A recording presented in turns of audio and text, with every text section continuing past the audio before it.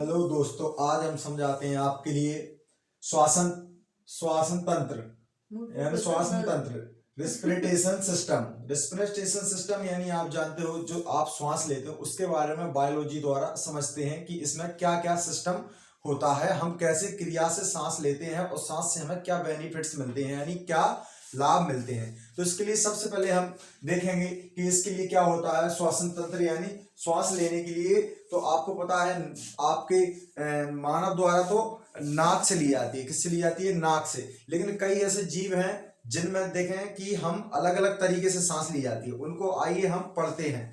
जैसे श्वास लेने के लिए श्वास अंगों की जरूरत होती है, ठीक उसी प्रकार हम अंगों का क्या करेंगे, वैसा एक सामूहिक सिस्टम पढ़ेंगे शायद। ठीक है, इसमें पढ़ेंगे हम श्वासन तंत्र में। श्वासन मार्ग में ऐसे लिखा है नासा छिद्र। क्या होता है ये? नासा छिद्र। नासा छिद्र द्वारा भी सांस ली जाती है। नासिका कपाट, फिर ग्रास नली, श्वसन तंत्र यानी लंग्स और श्वास नली या ट्रेचियल, ब्रोकाइड या ब्रोकीलियस या वायुकोष्ठ या रुधिर या कोशिका सेल, इस द्वारा कहां पहुंचती है? कोशिका सेल पे। अब इसमें क्या है, इन मार्ग द्वारा तो हमें पूछते हैं। अभी क्यों बता रहे हैं? इसलिए बता रहे हैं क्योंकि कभी आपसे पूछ लेगा कि बताइए इनमें से 4 ऑप्शन आ जाएंगे, बताइए श्वासन तंत्र का इनमें से कौन सी मार्ग द्वारा श्वास ली जाती है। अब ऑप्शन मिल जाएंगे आपको, ग्रास नली मिल जाएगा, उसमें दूसरा मिल जाएगा गलफड़े, तीसरा मिल जाएगा मानव के लिए बोलेगा, तो आप उसमें क्या लगाओगे। तो इस तरीके से हम आपको बारी बारी से आपको सब बताते हैं। ठीक है, अब यहाँ पढ़ते हैं हम श्वास लेके इस श्वास कार्य क्या करती है। श्वास सबसे पहले हमारे शरीर में यह हमारे ऑक्सीजन यानी ग्लूकोज को तोड़ देती है। किसको? ग्लूकोज को तोड़ देती है। ग्लूकोज को तोड़ देने के बाद क्या बनाती है हमारे ग्लूकोज का सूत्र तो आपको पता है वैसे भी, C2H12O6 प्लस C6O2, इसको तोड़ेगी, क्रिया करेगी C6O2 से क्रिया करेगी तो क्या हो जाएगा? 6CO2 plus 6H2O।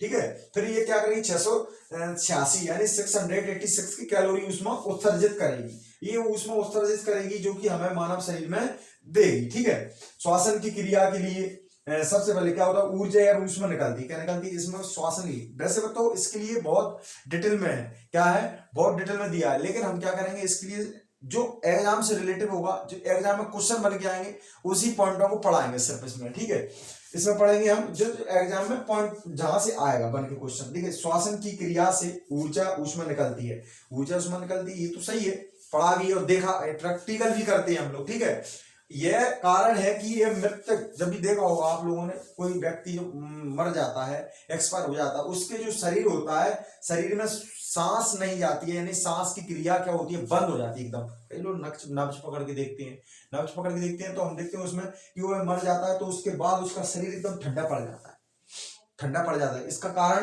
क्योंकि जो हम सांस ले रहे हैं, शरीर ठंडा पड़ने का कारण होता है क्योंकि सांस लेते हैं उसमें हमारी जो क्रिया होती है अंदर जाती है CO2।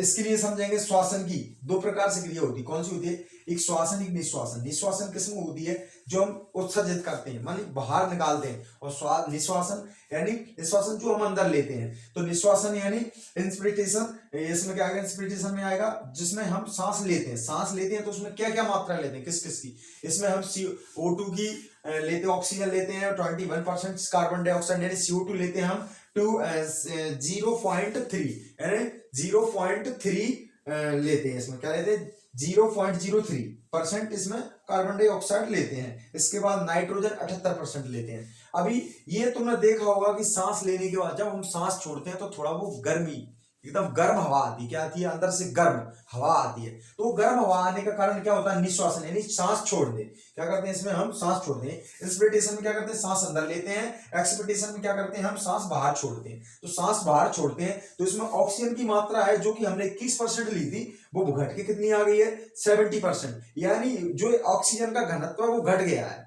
ऑक्सीजन की मात्रा है वो घट गई है। जब ऑक्सीजन की घटी होगी तो किसी के ना किसी की तो मात्रा भाई बढ़ी होगी। तो इसमें क्या होगा? CO2 यानी कार्बन डाइऑक्साइड की मात्रा कितनी हो गई है? 4.6। कितनी हो गई? 4.6 यानी 3 पॉइंट में थी। कितने में थी? ये पॉइंट में थी, 0.03 थी। कितनी थी? 0.03 थी। जो कि बढ़ के कितनी हो गई है 4.6, कितनी हो गई 4.6 हो गई है। तो अभी तो ये गर्म हवा आती है, क्या आती है हमारे अंदर से गर्म हवा आती है, ऑक्सीजन की मात्रा घट जाती है, ऑक्सीजन हमारे शरीर में श्वसन की क्रिया द्वारा ऊष्मा निकालती है, क्या निकालती है, ऊष्मा निकालती है, जिससे हमारी 686 की कैलोरी ऊष्मा उत्सर्जित करता है। इसमें नाइट्रोजन की, इसमें देखते हैं कि श्वसन तंत्र में अंगों की क्या होती है, अलग अलग जीव अलग अलग अंगों से क्या लेते हैं, श्वास लेते हैं, क्या लेते हैं, श्वास लेते हैं, अलग अलग अंगों से। हो गई चल वीडियो।